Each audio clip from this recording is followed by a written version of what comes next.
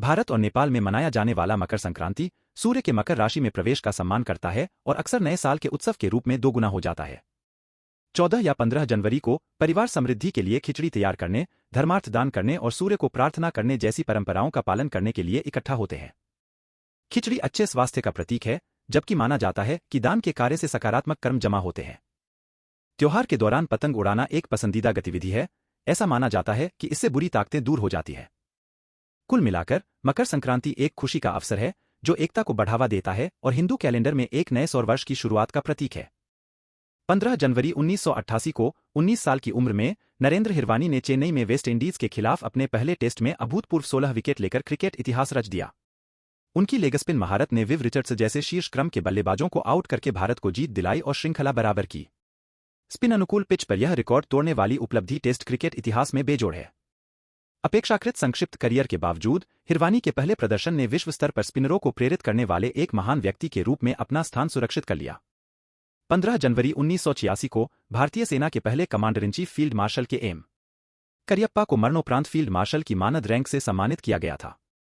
करियप्पा ने भारतीय सेना के शुरुआती वर्षों में महत्वपूर्ण भूमिका निभाई और फील्ड मार्शल की 5 सितारा रैंक हासिल करने वाले पहले भारतीय अधिकारी बने। यह सम्मान भारतीय सेना में उनके महत्वपूर्ण योगदान और भारत की स्वतंत्रता सहित महत्वपूर्ण समय के दौरान एक प्रतिष्ठित नेता के रूप में उनकी भूमिका को स्वीकार करने वाला एक मरणोपरांत सम्मान था।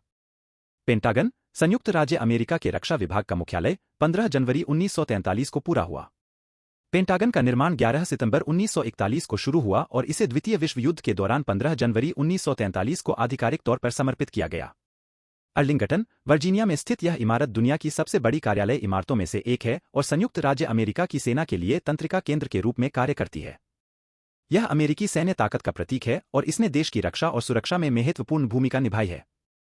15 जनवरी 1934 को पूर्वी नेपाल और भारत के बिहार में 8.0 तीव्रता का विनाशकारी भूकंप आया, जिसका केंद्र मुजफ्फरपुर के पास था। भूकंप के झटके एक विशाल क्षेत्र में गूंज उठे, जिससे मुंगेर और मुजफ्फरपुर जैसे शहरों में विनाशकारी क्षति हुई। भूकंप ने अनुमानित रूप से 8,500 से 12,000 लोगों की जान ले ली, कई लोग घायल हो गए और इसके परिणामस्वरूप बुनियादी ढांचे का बड़े पैमाने पर विनाश हुआ।